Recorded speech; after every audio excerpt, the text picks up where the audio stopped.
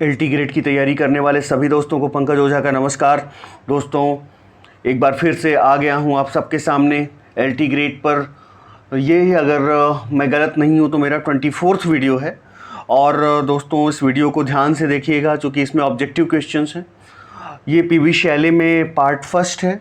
इसे मैं यूट्यूब और अपने पेड ग्रुप दोनों में दूंगा, लेकिन पार्ट सेकंड ओनली मैं अपने पेड ग्रुप में दूंगा। और दोस्तों, इसमें हमने ऑब्जेक्टिव टाइप क्वेश्चन सेलेक्ट किए हैं जो कि शैले की थोड़ी सी बायोग्राफी टच करते हैं। Apart from the biography, it will include most of the questions related to ode to the west wind. तो दोस्तों, बहुत सारे लोग कहते हैं कि बायोग्राफी तैयार करें कि नहीं तैयार करें। नहीं, पहले आपको जो वर्क्स हैं ऑथर्स के, पोएट्स के, वो तैयार करने हैं। उन वर्क से रिलेटेड ऑब्जेक्टिव क्वेश्चन तैयार करने हैं। जो आपके पास गाइड्स हैं मार्केट में, चाहे वो डॉक्टर रंजीत सिंह की हो जो सेकेंड एडिशन, या सुधीर कुमार अरोड़ा जी की गाइड जिनके पास पहले से है, या जो अभी उनकी गाइड आने वाली है डॉक्टर साहब की, डॉक्टर सुधीर कुमार अरोड़ा की, तो वो गाइड्स लेके उनमें जितने ऑब्जेक्टिव क्वेश्चन हैं सब आपको करने हैं। थियरी आपने बहुत पढ़ी है। If you are preparing, if you have been preparing for TGT, PGT, LT grade, देन आपको थियरी बहुत ज़्यादा पढ़ने की ज़रूरत नहीं है। ऑब्जेक्टिव क्वेश्चन में भी थियरी का पार्ट आ जाता है। तो मेरा एकमात्र स्लोगन है, मेरा एकमात्र सबसे आपसे कहना है कि जो भी आपके पास मटेरियल है एलटी ग्रेड के सिलेबस से रिलेटेड, उसमें से जितना हो सके ऑब्जेक्टिव क्वेश्चन कीजिए। आइए दोस्तों, पहला क्वेश्चन देखते हैं। Where was P B Shelley born? जन्म कहाँ हुआ था? फील्ड प्लेस में हुआ था। हमने साफ साफ मेंशन भी कर दिया है, क्योंकि इसका आंसर सहित मुझे देना पड़ता है अपने पेड ग्रुप में। और चूँकि मैं जॉब भी करता हूं तो अलग से मैं आंसर नहीं दे सकता, इसलिए मैंने पहले ही टिक कर के लिखा होता हूं इसे। तो ये हम दरअसल यहाँ पर आपका टेस्ट नहीं ले रहे हैं। बहुत सारे लोग कहते हैं कि नहीं सर, आप आंसर पहले से मत दीजिए, चूँकि ताकि हम अपने को भी टेस्ट कर पाएँ। अपने को टेस्ट कीजिएगा, अपने को बाद में टेस्ट कीजिएगा या तो एग्ज़ाम हॉल में टेस्ट कीजिए। यहाँ पर जो क्वेश्चन आपको नहीं आ रहे हैं इनमें से आप उसको तैयार कर लीजिए। ये मैं आपका कोई इन क्वेश्चंस को देके आपका कोई टेस्ट नहीं ले रहा हूँ। इन क्वेश्चंस को देने का मेरा उद्देश्य है कि these are the most important questions, इनको ध्यान में रखिएगा। और इनमें इजी क्वेश्चंस को तो बिल्कुल नज़रअंदाज नहीं करिएगा। बार बार मैं इसको पूरे ट्रम्पेट वॉइस में कहता हूँ कि these are the easy questions which are responsible for our success and failure. Easy question गलत हुए आप फेल हो जाओगे, ईजी क्वेश्चन सही हुए आप पास हो जाओगे, आपका एग्जाम निकल जाएगा। टफ क्वेश्चन से कभी भी सिलेक्शन या रिजेक्शन नहीं होता। इन बातों को आप समझिए। Where was P B Shelley born? Field Place में जन्म हुआ था। ये भी मैंने चर्चा की थी कि मिचिंग मलैको नाम था इनका, जो नॉम डे प्लूमे है या पेन नेम है, क्या है, मिचिंग मलैको। ये भी ध्यान रखिएगा। 4 अगस्त 1792, 4 अगस्त 1792 को जन्म हुआ था। यह हमेशा ध्यान में रखिएगा। और शैली से मैंने कहा था कि ससेक्स आप राइम करके रखिएगा। शैली, शैले, ससेक्स, शैले ससेक्स। इनका जन्म कहाँ हुआ था? फील्ड प्लेस, होर्शम इन ससेक्स। फील्ड प्लेस में जन्म हुआ था, नियर होर्शम इन ससेक्स। ये ध्यान में रखिएगा। नेक्स्ट क्वेश्चन दोस्तों, पीबी शैले बिलोंग टू, ये सभी जानते हैं कि जॉन कीट्स हो गए, पीबी शैले हो गए, ये सब later generation of romantic poets की कैटेगरी में आते हैं। किस में आएंगे? Later generation of romantic poets में आएंगे। तो total span of Shelley's life was about 30 years था। टोटल स्पैन लगभग 30 साल तक जिए थे। नेक्स्ट क्वेश्चन मेरे प्यारे दोस्तों, Shelley was expelled from Oxford university for the publication of, किस रचना के प्रकाशन की वजह से इन्हें ऑक्सफोर्ड यूनिवर्सिटी से बाहर कर दिया गया था, निकाल दिया गया था? On the necessity of atheism. ये क्वेश्चन ठीक अच्छा क्वेश्चन है, एक शैले की लाइफ से जुड़ा हुआ बड़ा क्वेश्चन है। That is why LT grade के मैंने मोस्ट इंपॉर्टेंट क्वेश्चंस में इसे रखा है। Who called Shelley an ineffectual angel beating in the void his luminous wings in vain? An ineffectual angel, अप्रभावशाली जो एंजल होता है, जो देवदूत होता है, beating in the void in his luminous wings in when, ये फालतू में प्रयास करते रहते हैं, ये बहुत ही इनइफेक्चुअल है। ऐसा किसने कहा? तो दोस्तों, दिस वाज, ये किसने कहा? मैथ्यू अर्नोल्ड जी ने कहा था कि इनइफेक्चुअल एंजल हैं। ध्यान में रखिएगा मैथ्यू अर्नोल्ड को। मोस्ट इंपॉर्टेंट क्वेश्चन है। Shelley's death was caused by drowning. शैली की अगर डेथ की बात करें तो ड्राउनिंग से हुई थी, ध्यान में रखिएगा, किससे हुई थी, ड्राउनिंग से हुई थी, डूब कर मरे थे ये। हु टर्म शैले मेलोपोइक, ये भी अच्छा क्वेश्चन है, बार बार पूछा जाता है, मैंने इसके पहले क्विजेज में भी अपने वॉरियर्स पेड में पूछा है, यहाँ पे मैं पीडीएफ में भी इसको मैंने जगह दी है इन क्वेश्चंस में। मेलोपोइक किसने कहा, मैथ्यू अर्नोल्ड ने ही मेलोपोइक कहा था। मेलोपोइक का क्या अर्थ होता है मुझे बताइएगा कमेंट सेक्शन में। Who has called Shelley a perfect singing god? Perfect singing God किसने कहा है बताएं, इसमें टिक भी नहीं किया हुआ है हमने, आप बताएं परफेक्ट सिंगिंग गॉड किसने कहा है। तो परफेक्ट सिंगिंग गॉड दोस्तों एसी स्विनबर्न ने कहा है, ध्यान में रखिएगा, ए ऑप्शन करेक्ट हो जाएगा, perfect singing god. Next question, if winter comes can spring be far behind, कहाँ की लाइनें हैं, ode to the west wind की लाइनें हैं। If winter comes most important lines हैं, हर जगह पूछी जाती हैं, हर एक एग्जाम में पूछी जाती हैं, ध्यान में रखिएगा, मोस्ट इंपॉर्टेंट है। If winter comes can spring be far behind.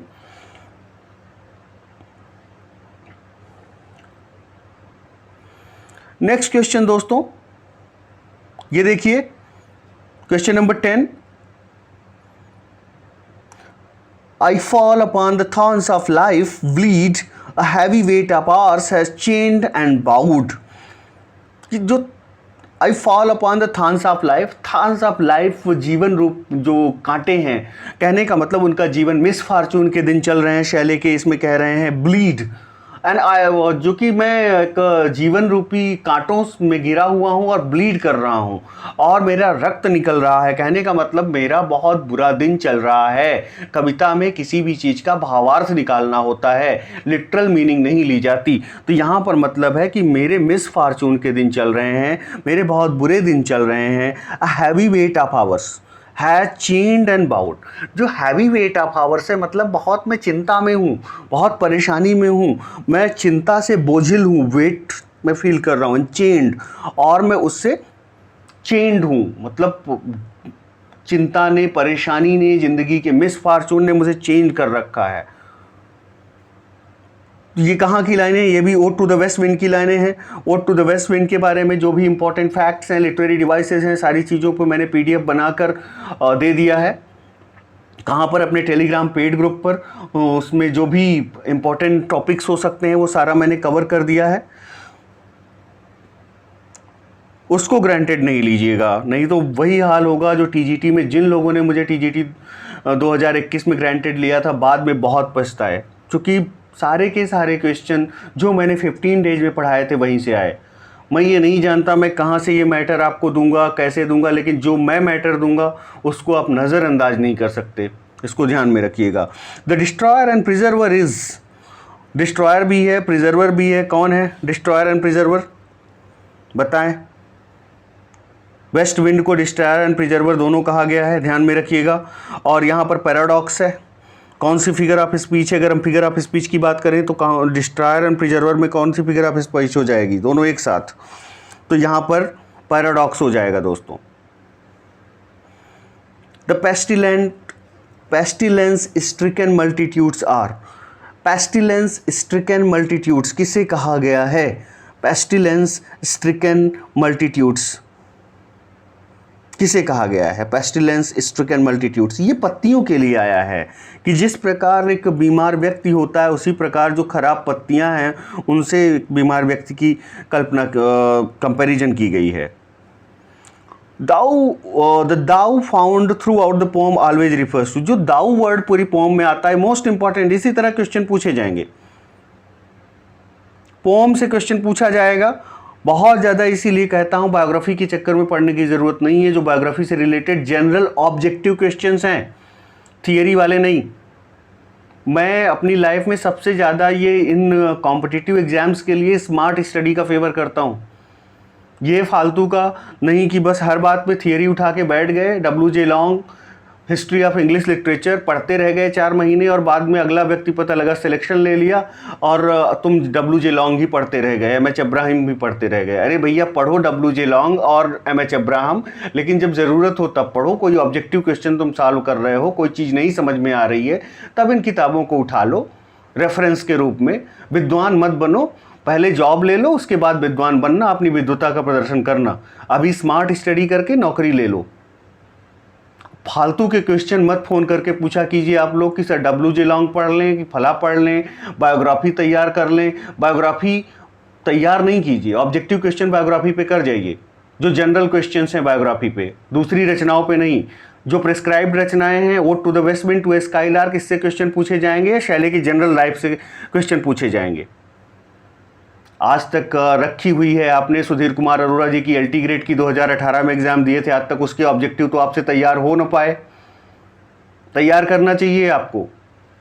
दिमाग में आप लोगों के ख्याल ज़्यादा आते हैं, क्वेश्चन ज़्यादा आते हैं, तैयारी आप लोगों की उतनी नहीं होती। कितनी दिन से, शुरू से, जब से मैं अपने वॉरियर्स पेट पे पढ़ा रहा हूँ, यूट्यूब चैनल पे पढ़ा रहा हूँ, बार बार कह रहा हूँ कि ऑब्जेक्टिव क्वेश्चन पूरे रट डालो।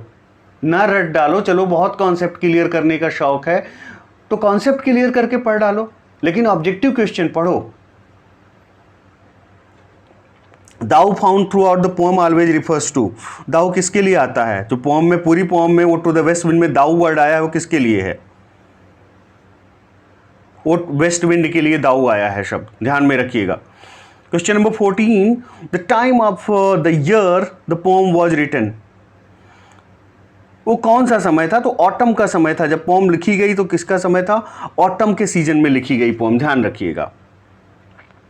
एक लिरिक है वेस्ट विंड, ऑटम के समय में ode to the west wind को एड्रेस किया गया है। चूंकि ओड होगी तो किसी न किसी को एड्रेस किया जाएगा, तो वेस्ट विंड को एड्रेस किया गया है किस रूप में? एक पावरफुल फोर्स के रूप में।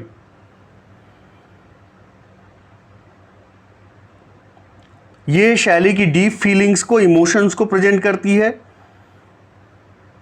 इसमें लॉफ्टी, डिग्निफाइड, जैसे ओड में होता है, लॉफ्टी आइडियाज होते हैं, डिग्निफाइड लैंग्वेज होती है, या किसी पर्सन या व्यक्ति को संबोधित किया जाता है, वही किया गया है। चार्ल्स एंड एडमंड ओलिवर ने इसे पब्लिश किया था। कब? 1820 में। किस वॉल्यूम में? Prometheus unbound, lyrical drama in 4 acts with other poems में आई है ये। ध्यान में रखिएगा, रट लीजिएगा। आपको मैंने इस पे नोट्स भी दिया है कि चार्ल्स एंड एडमंड ओलियर ने इसे पब्लिश किया। किस में? 1820 में लंदन में पब्लिश हुई। Prometheus unbound, lyrical drama in 4 acts with other poems में। प्रोमेथियस अनबाउंड क्या है? प्रोमेथियस अनबाउंड 4 एक्ट प्ले है, ये भी ध्यान में रखिएगा चूंकि एसी एडिशन में आई है ये। और जो 4 act Prometheus unbound 4 act play है, और ये एक तरह से क्लोजेड ड्रामा है जो जिसे परफॉर्म करने के लिए नहीं लिखा गया था, सिर्फ पढ़ने के लिए लिखा गया था। तो इसी Prometheus unbound lyrical drama in 4 acts with other poems में ये पब्लिश हुई 1820 में लंदन में। किसके द्वारा? चार्ल्स एंड एडमंड ओलिवर के द्वारा।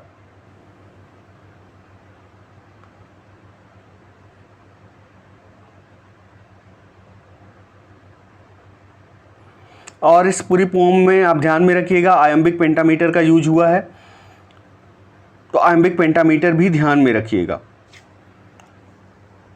नेक्स्ट क्वेश्चन, तो ऑटम में ये पब्लिश हुई थी, ऑटम में लिखी गई थी, sorry. The rhyme scheme of the first section of the Shelley's ode to the west wind. Rhyme scheme यहाँ पे पूछी गई है। राइम स्कीम आपको मैंने बहुत अच्छे से बताई है। राइमिंग स्कीम क्या है? ABA, यहाँ पे देखिएगा बी ऑप्शन, ABA। उसके बाद ए की जगह शुरू वाला ए है, ये वाला ए ध्यान में रखिए। इसके बाद बी आ गया, ये ध्यान रखिए। बी के बाद यहाँ सी आ गया, सी आया यहाँ, उसके बाद डी आया, फिर ई आया, यही क्रम होता है। और जो ये बी है, बी के बाद देखिए सी आया, सेकेंड वाले की बात कर रहा हूँ, यहाँ पर बी, फिर सी, फिर डी, फिर यहाँ ई आया, फिर यहाँ ई आया। तो ऐसे आपको तैयार करना है। फिर देखिए यहाँ लास्ट में तीसरा ए आया है, यहाँ पे फिर बी आया है, यहाँ पर फिर सी आया है, फिर डी आया है, फिर ई आया है। तो राइमिंग स्कीम याद करने के लिए आपकी अपनी टेक्निक आप लगा लीजिए। कैसे याद करेंगे? ABA, BCE, ABA, BCB, CDC, DED, EE। Rhyming scheme आपको याद होनी चाहिए। O wild west wind, thou breath of autumn's being, figure of speech metaphor है। कहाँ पर मेटाफर है आप समझ नहीं पाते। जैसे ओ वाइल्ड वेस्ट विंड, ओ वाइल्ड वेस्ट विंड में क्या है?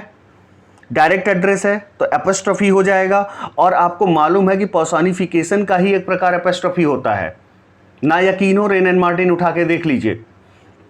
तो पर्सोनिफिकेशन तो है ही, एपोस्ट्रोफी तो है ही, और वाइल्ड वेस्ट विंड की बात करें WWW अलिटरेशन है, लेकिन ब्रेथ ऑफ ऑटम्स बीइंग में क्या हो जाएगा, मेटाफर हो जाएगा। तो कंफ्यूज ना हो, ये क्वेश्चन मैंने क्विजेज में भी पूछे थे ग्रुप में, इसमें 4 फिगर ऑफ स्पीच हैं। The poem ode to the west wind consist of, ode to the west wind में 5 सेक्शंस हैं, ध्यान में रखिएगा कितने सेक्शन हैं, 5 सेक्शन है। Next, each section consist of, her section में क्या है, 4 टर्सेट आपको मिलेंगे, हर सेक्शन में 4 टर्सेट मिलेंगे। तो 4 3 12 हो गया, और एक कपलेट टाइप का मिलता है लास्ट में, आप देखेंगे कि 2 लाइनें मिलेंगी, तो 12 2 14, तो 14 लाइंस का है। लेकिन 14 लाइंस का सोनेट भी होता है, लेकिन सोनेट में इसमें डिफरेंस है, वो डिफरेंस मैंने आपको बताया है पढ़ाते वक्त। 14 लाइन ज़रूर है, लेकिन ये सोनेट नहीं है, ये ओड है। 14 लाइंस हैं, आयम्बिक पेंटामीटर में लिखी गई है, लेकिन ये टर्सेट फॉर्म में है। 14 लाइनें हैं, 14 लाइनें सोनेट में भी होती हैं, लेकिन ये ओड है, और ओड और सोनेट में फ़र्क होता है। सोनेट की अलग राइमिंग स्कीम होती है, इसकी अलग राइमिंग स्कीम है। Ode is written in, the ode is, the ode लगाया है, मतलब इसी ओड के बारे में, ode to the west wind के बारे में बात कर रहा है। किस में लिखी जाती है, iambic hexameter, iambic pentameter, iambic trimeter. तो इसमें ये वाली किस में लिखी गई है, आयम्बिक पेंटामीटर में लिखी गई है, ये जो शैली की ओड्स है, ओड है, ode to the west wind. What kind of poem is the west wind, अब पूछ रहा है कौन सा जॉनरा है, तो ये ओड है। ये सारे क्वेश्चन बहुत बेसिक क्वेश्चन होते हैं, इजी क्वेश्चन होते हैं, पूछे जा सकते हैं। The speaker invokes the wild west wind of autumn, okay. The speaker asked the wind to make me thy lyre, क्या रिक्वेस्ट करता है कि मुझे अपना लायर बना लो, मुझे अपना संगीत बना लो। स्पीकर रिक्वेस्ट करता है, मेक मी दाई लायर।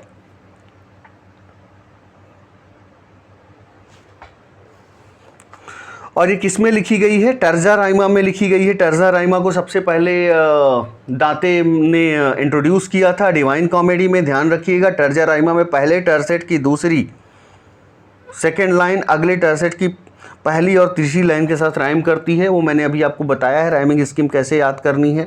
और बाकी आगे भी मैं टर्जा राइमा पे वीडियो बनाऊंगा, फिगर ऑफ स्पीच पे मैं डिटेल्ड वीडियो बनाऊंगा, ये सारी चीज़ों पे मैं मेहनत करूंगा, और आपको कोई कन्फ्यूजन नहीं रहेगा, बस आप पढ़ते जाइए।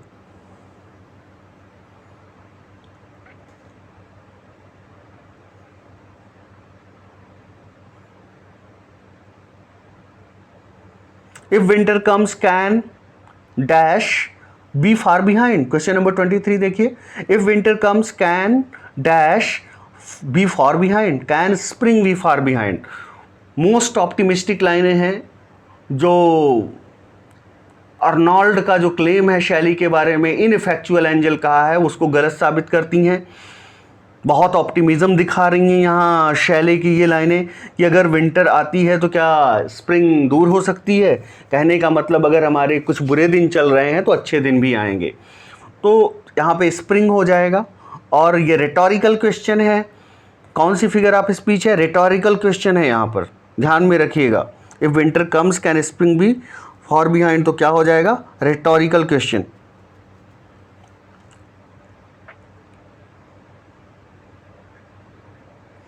The poem was written in the woods outside Florence, Italy in the autumn of, कहाँ लिखी गई ये पोम, जंगलों में, आउटसाइड फ्लोरेंस, फ्लोरेंस के बाहर जो जंगल हैं, इटली में, फ्लोरेंस इटली में लिखी गई। ऑटम में, किस ईयर में, ऑटम में 1819 में लिखी गई, ये ध्यान में रखिएगा। ऑटम का समय है, 1819 का साल है। प्लेस क्या है, वेस्टर्न इटली है, मेडिटेरेनियन जो भूमध्य सागर है उसके पास फ्लोरेंस नाम की जगह है जहाँ पर ये लिखी गई। और बैया का स्पेशल जिक्र भी करते हैं। तो ये सारे फैक्ट्स हैं जो इस पोम के बारे में हैं। बाकी लिटरेरी डिवाइसेस आप जानते ही हैं, बता चुका कि आयम्बिक पेंटामीटर का यूज हुआ है।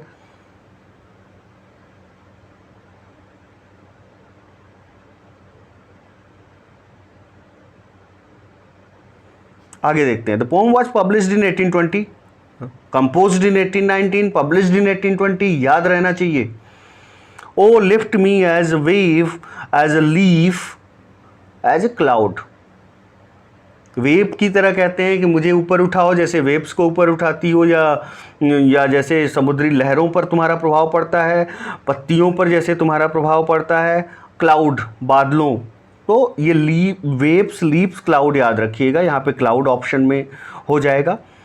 In the first section of the poem, the speaker compares the dead leaves to the west wind. Dead leaves, the west wind blows to ghosts, pestilence-stricken multitudes. पहले सेक्शन में क्या कहते हैं कि pestilence-stricken multitudes, O thou who chariotest their dark wintry bed. तो जिस प्रकार किसी पहले ही आप देखेंगे जो स्टैंजा है उसमें कहते हैं कि जिस प्रकार किसी इंचेंटर के आने पर कोई भूत भाग जाता है, कोई गोस्ट भाग जाता है, और जिस प्रकार पेस्टिलेंट स्ट्रिकन मल्टीट्यूड्स होते हैं, जिस प्रकार पत्तियों को कहा है इन्होंने पेस्टिलेंट स्ट्रिकन मल्टीट्यूड्स। तो ये सारी कल्पनाएं पहले ही स्टैंजा में की गई हैं, बोथ ए एंड बी। यहाँ पर आपका सही हो जाएगा C option. First section, the poem the speaker compares the dead leaves. Dead leaves की तुलना किससे करते हैं? एक तो ghost, dead leaves. The west wind blows to, तो वेस्ट विंड किस प्रकार ब्लो करती है? जिस प्रकार घोस्ट एंचेंटर को भगाता है उस तरह, और दूसरी तरह जिस तरह के पेस्टिलेंट स्ट्रिकन मल्टीट्यूड्स होते हैं, रोगग्रस्त जैसे इंसान होते हैं, उससे तुलना की गई। तो गोस्ट, पेस्टिलेंस, स्ट्रिकन मल्टीट्यूड्स दोनों आंसर हो जाएगा। The clouds in the poem's second section looks like the bright hair uplifted from the head of some fierce maned। तो यहाँ पे जो क्लाउड की तुलना की गई है सेकंड सेक्शन में किससे की गई है? जो जिस प्रकार मैनड होती हैं, जो बैकुस जो शराब का देवता होता है, मदिरा का देवता होता है, उसकी जो फीमेल फॉलोअर्स होती हैं, जो उसकी महिला अनुगामी होती हैं, जिस प्रकार उनके बाल फैले हुए होते हैं, उसी प्रकार बादल फैले हुए हैं, उसी प्रकार बादल बिखरे हुए हैं आकाश में। तो मैनड से कंपैरिजन किया जाता है यहाँ पर। In Greek mythology the maenads were the female followers of Bacchus या Dionysus the god of wine. ये गॉड ऑफ वाइन होता है बैकुस, तो बैकुस से यहाँ पे बैकुस का जिक्र आया है। इनकी फॉलोअर्स होती हैं maenads. There is a reference of Bacchus in the poem ode to the west wind. Who is Bacchus? Bacchus कौन है? गॉड ऑफ वाइन है। The wind carries like a chariot some, यहाँ पे क्या हो जाएगा? Some seeds to different parts of region. जो winds हैं वो ले जाती हैं सीड्स को, बीजों को दूसरे रीजन में, और उन्हें अंदर नम जगह पे रख देती हैं पृथ्वी के नीचे। बाद में जब स्प्रिंग आती है तो वही जो सीड्स होते हैं पौधे बनते हैं, फूल खिलते हैं।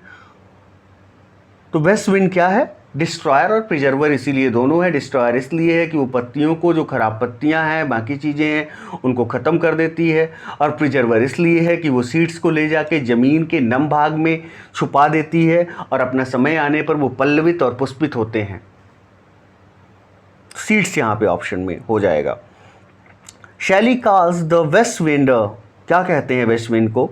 वाइल्ड स्पिरिट कहते हैं। ध्यान में रखिएगा, गोस्ट, फ्रेंड ये सब नहीं कहते, वाइल्ड स्पिरिट कहते हैं।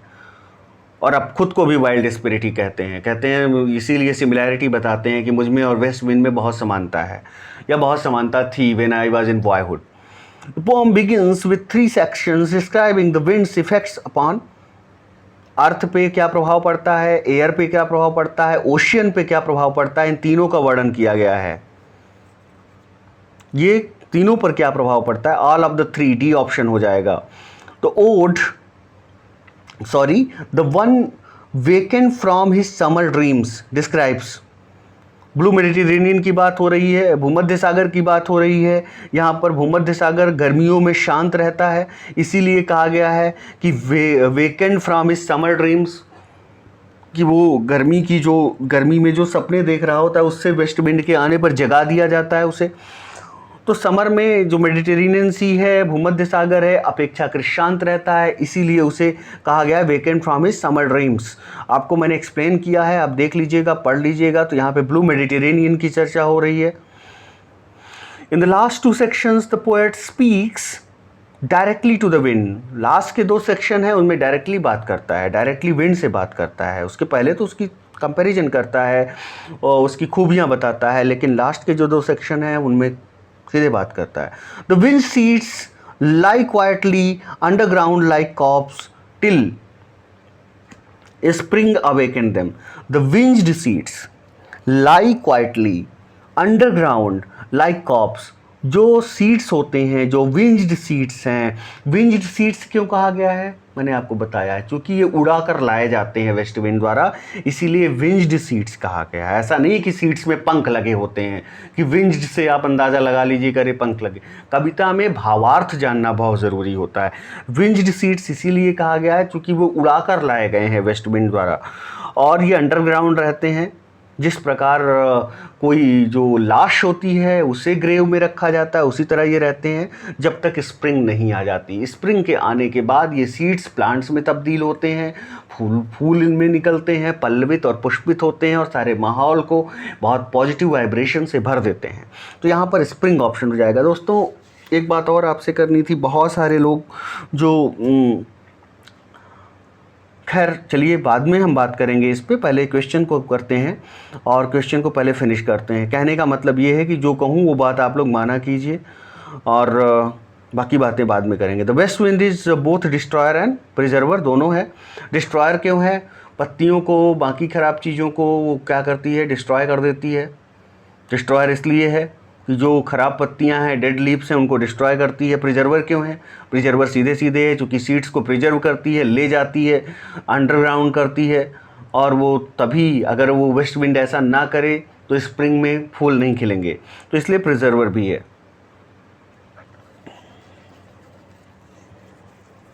Clouds are the angels which bring rain, ध्यान में रखिएगा, यहाँ पे बी ऑप्शन हो जाएगा। Clouds are the angels which bring rain. 39, question number 39 की अगर बात, the west wind in its howl sings, यहाँ पर क्या होगा? 39 फिल इन द ब्लैंक है, बताएं। The west wind in its howl sings, इसको आप बताइएगा पोम पढ़ के। 39 ये मैंने आपके लिए यहाँ छोड़ दिया है।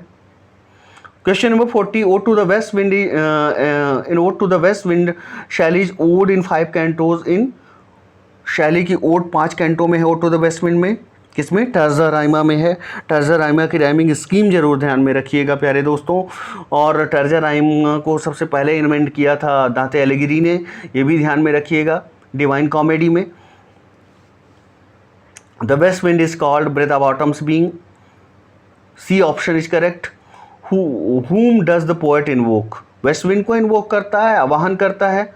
Shelley asked the west wind to lift him as a wave, a leaf, cloud. तीनों की तरह कहते हैं हमें ऊंचा उठाओ। The poet wants to spread his thoughts like withered leaves to quicken new birth. C option हो जाएगा। तो poet wants to spread his thoughts, अभी भी शैली चाहते हैं कि मैं अपने थॉट्स को वेस्ट विंड के जरिए, अगर वेस्ट विंड का मुझे सहारा मिल जाए तो मेरी थॉट्स हर जगह फैल जाएंगी। जिस प्रकार बीज, सीड्स होते हैं वेस्ट विंड के प्रभाव से हर जगह फैल जाते हैं, या पत्तियां जिस तरह हर जगह फैल जाती हैं। Withered leaves to quicken a new birth, यहाँ पे सी ऑप्शन हो जाएगा। नेक्स्ट क्वेश्चन मेरे प्यारे दोस्तों, the poet is sure that his words are scattered among mankind, they will become the trumpet of a prophecy. The poet is sure, poet को जो विश्वास है, हिज वर्ड्स, उसके जो शब्द हैं, आर स्कैटर्ड, वो फैल जाएंगे, एमंग मैनकाइंड, मनुष्यता के बीच में, दे will become a trumpet of prophecy, और ये क्या हो जाएंगे, एक तरह से ट्रम्पेट ऑफ प्रोफेसी हो जाएंगे, जो एक हमारी जो प्रोफेसी है, जो भविष्यवाणी है, उसको बहुत ट्रम्पेट ढंग से, बहुत तेज़ी से बोलेंगे। कहने का मतलब शैली के विचारों का बहुत तेज़ी से प्रचार होगा अगर वेस्ट विंड का साथ मिल जाए, वेस्ट विंड की ऊर्जा मिल जाए शैली को। The poet feels that he is like the wind because he is untamable and proud. अब कह रहे हैं वेस्ट विंड की तरह क्यों है शैली, क्योंकि जिस तरह वेस्ट विंड टेमेबल नहीं है, वेस्ट विंड को पाला नहीं जा सकता, किसी के कंट्रोल में नहीं है, वैसे शैली भी कंट्रोल में नहीं थे। प्राउड, शैली भी अपने युवावस्था में बहुत प्राउड थे, वेस्ट विंड भी प्राउड है, किसी की नहीं सुनती, चाहे वो मेडिटेरेनियन सी हो, चाहे अटलांटिक ओशन हो, सबको बिल्कुल वो उसके प्रभाव से हर एक तरह से परेशान है। मेडिटेरेनियन सी को कहते हैं जगा देती है समर ड्रीम से, और अटलांटिक की जो लहरें हैं वो जगह दे देती हैं। तो अपनी तुलना करते हैं ये वेस्ट विंड से। The west wind is described as a dirge funeral song, D option. What is the difference between elegy and dirge? मैंने पूछा है पहले भी, बच्चों ने जवाब भी दिया है, आप बताइएगा कमेंट सेक्शन में। Who is the sister of the west wind? Spring is the sister of west wind, ध्यान में रखिएगा। The Mediterranean is set to be the blue. Blue क्यों कहा जाता है? गर्मियों में ज़्यादातर शांत होता है, आकाश में बादल नहीं होते, तो ब्लू ही दिखता है, इसीलिए ब्लू कहा गया है, blue Mediterranean. O lift me as a wave, a leaf, a cloud, I fall upon the thorns of life, I bleed. तो यहाँ पे I fall upon the thorns हो जाएगा ऑप्शन में 50th में। नेक्स्ट क्वेश्चन पे आते हैं मेरे प्यारे दोस्तों। The locks of the approaching storm are thunder clouds. जो locks of the approaching storm, जो आने वाले तूफान की चोटी क्या है? थंडर क्लाउड्स हैं। थंडर क्लाउड्स, थंडर अलग होना चाहिए था, क्लाउड्स अलग होना चाहिए था, इसको आप समझ लीजिएगा, thunder clouds. One liner questions पे आते हैं, कुछ मैंने बनाए हैं। Shelley invokes the wind magically describing its power and its role as both destroyer and preserver. ये ध्यान में रखिएगा, डिस्ट्रॉयर एंड प्रिजर्वर दोनों के रूप में कहते हैं ये वेस्ट विंड को, कि दोनों है, वो डिस्ट्रॉयर भी है, प्रिजर्वर भी है, इसीलिए इन लाइनों में पैराडॉक्स भी है। The speaker treats the west wind as the force of. West wind को क्या कहते हैं? ताकत है डेथ एंड डिके की, लेकिन ये ध्यान रखिएगा जहाँ डेथ है, वहाँ जहाँ डिके है, वहीं पुनर्जीवन है, वहीं उत्थान है, वहीं सृजन भी है। तो the speaker treats the west wind as the force of death and decay, ध्यान में रखिएगा। What are the major themes of the poem Ode to the West Wind? Ode to the West Wind की major theme क्या है? यहाँ देखिए, answer ये है, power, human limitation and the natural world are the major themes of the poem. Power, human limitations क्या हैं, and the natural world are the major themes of the poem. Next दोस्तों, what historical event inspired Shelley to write Ode to the West Wind? Most important question, I will say, most important। कौन सी historical event है जिससे प्रभावित होकर इन्होंने ode to the west wind लिखा? तो ये पीटरलू मैसेकर अगस्त 1819 में जो हुआ था उससे प्रभावित थे। What was the full name of PB Shelley? Percy Bysshe Shelley, ध्यान में रखिएगा। Who is called a child of French revolution? Child of French revolution, Shelley is referred the child of French revolution. Ode to the West Wind ends on a hopeful and optimistic note। बिल्कुल सही बात है, hopeful, if winter comes can spring be far behind, ये optimistic लाइनें ही तो हैं। Optimistic लाइनें नहीं है तो क्या है? In Ode to the West Wind, the wind sweeps away the old life and spreads the seeds of a new ideal life। Ode to the west wind में क्या होता है? विंड जो है ओल्ड लाइफ को स्वीप्स करती है, मतलब उसको ख़त्म करती है, और जो आइडियल आदर्श जीवन या नव जीवन के बीच बोती है। A Maenad is one of the wild savage women who hang out with the god dash in Greek mythology. तो कौन से गॉड है? बैकुस हैं या डायनोसियस हैं, गॉड ऑफ वाइन? तो बैकुस, अगर ऑप्शन में बैकस आए तो बैकस ही आपको ऑप्शन में भरना है, क्योंकि बैकस का जिक्र आपकी पोम में हुआ है। तो ये मैनट फीमेल फॉलोअर होती हैं बैकस की। बैकस कौन है? गॉड ऑफ वाइन है, मदिरा के देवता हैं, शराब के देवता हैं। Why is the west wind described as a dirge? West wind को डर्ज के रूप में क्यों डिस्क्राइब किया गया है? क्योंकि ये पुराने साल का अंत लेके आती है, पुराने साल को marks the death of old year, इसीलिए डर्ज कहा गया है। तो दोस्तों ये ऑब्जेक्टिव क्वेश्चन थे, कुछ वन लाइनर क्वेश्चन थे, इन्हें आई होप कि आप तैयार कर लेंगे और ज़्यादा से ज़्यादा ऑब्जेक्टिव क्वेश्चन पढ़िए। मैं बार बार आपको कह रहा हूँ, ध्यान में रखिए कि ऑब्जेक्टिव क्वेश्चन से ही कल्याण होना है। कौन कितने ऑब्जेक्टिव क्वेश्चन कर जाता है ज़्यादा से ज़्यादा, उसी में उस व्यक्ति उसी अनुपात में, उसी रेशियो में वो दूसरों से आगे रहेगा। Okay, thank you very much दोस्तों, thanks for watching my channel. ये वीडियो मैं यूट्यूब पर भी डाल रहा हूँ। इसका जो सेकंड पार्ट है टू ए स्काईलार्क से रिलेटेड जो ऑब्जेक्टिव टाइप क्वेश्चन है वो अपने सिर्फ मैं एक्सक्लूसिवली अपने पेड ग्रुप में दूंगा। ये मैं यूट्यूब पर भी दे रहा हूँ, लेकिन इसका भी PDF मैं कहाँ पर दूंगा, इसका भी PDF मैं आपको बता दूं, ये अपने वॉरियर्स पेड पर ही दूंगा और इससे रिलेटेड जो भी स्टडी मटेरियल है वॉरियर्स पेड पर ही दूंगा। थैंक यू वेरी मच दोस्तों।